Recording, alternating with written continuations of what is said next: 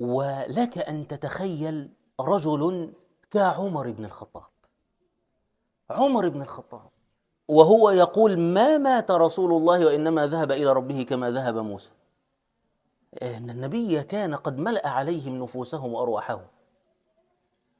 فما فطن لهذا بقى، كان بطل هذا الموقف الرجل الثاني والوزير الأول سيدنا أبو بكر الذي تلا هذه الآية، فكان الناس يقولون فكأنه ليس من القرآن.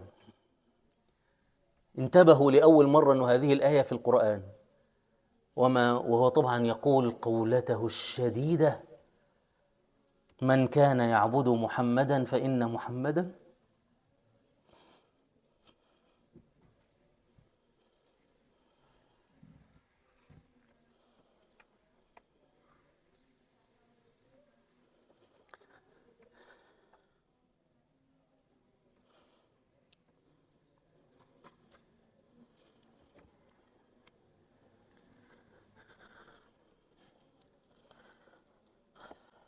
مهم. يعني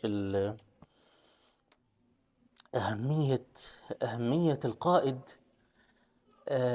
يجب أن نردفها بهذا التعليم الرباني الذي يوصي المسلمين ألا يتعلقوا بأحد ولو كان رسول الله صلى الله عليه وسلم.